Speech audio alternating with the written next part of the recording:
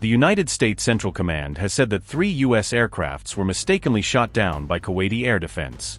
The tweet further says that all 6 aircrew ejected safely are in stable condition. Kuwait has also acknowledged this incident. The statement comes within hours of a video surfacing on Telegram, which showed a U.S. F-15 being shot down near the Al-Salem airbase in Kuwait. The plane was seen falling straight down and spinning to the ground. F-15E Strike Eagles are air-to-air and air-to-ground multi-role aircraft. Kuwait, like other Middle Eastern countries who are housing American military bases, have come under massive attacks. Iran had promised to retaliate if the U.S. used any of these bases to launch an attack. 3 U.S. service members have been killed in Kuwait as part of U.S. military operations against Iran. These were the first confirmed deaths since the U.S. began launching strikes on Saturday.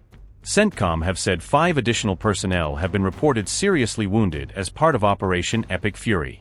Sirens were sounded hours ago at the UK base in southern Cyprus. The government said 2 drones heading towards the airbase have been intercepted. This comes after an Iranian drone crashed into the UK military base last night, causing minor material damage. The British Ministry of Defence said it was moving family members who live at the base to alternative accommodation as a precautionary measure. Saudi Arabia's Ras Tanura oil refinery, one of the kingdom's largest, temporarily halted operations today after an attack by drones. This was confirmed by the Defense Ministry. Authorities said the incoming aircraft were intercepted before reaching critical infrastructure. However, smoke was seen billowing from the refinery. The UAE Defense Ministry confirmed that at least 3 people have been killed in Iran's retaliatory strikes.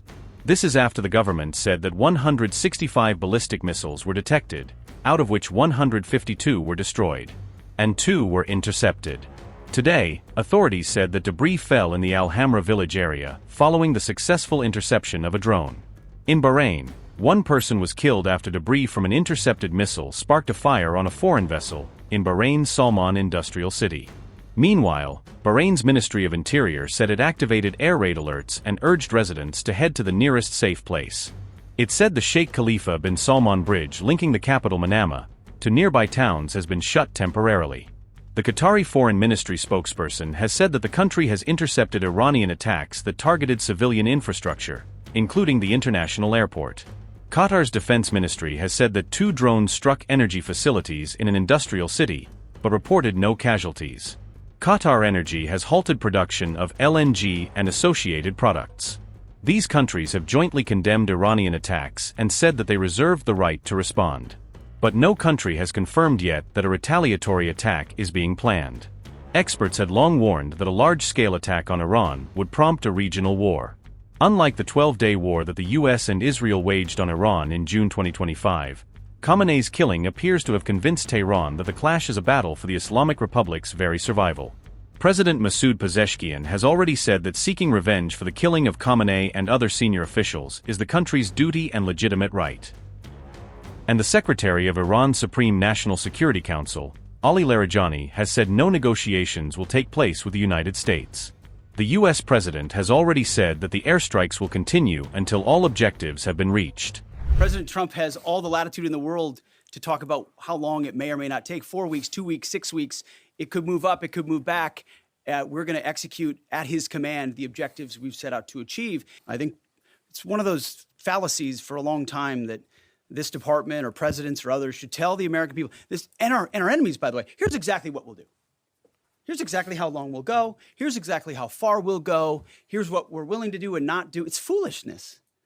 And so President Trump ensures that our enemies understand we'll go as far as we need to go to advance American interests. But we're not dumb about it.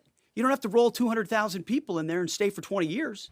So, with sides refusing to defuse the tensions, where is the Middle East heading next?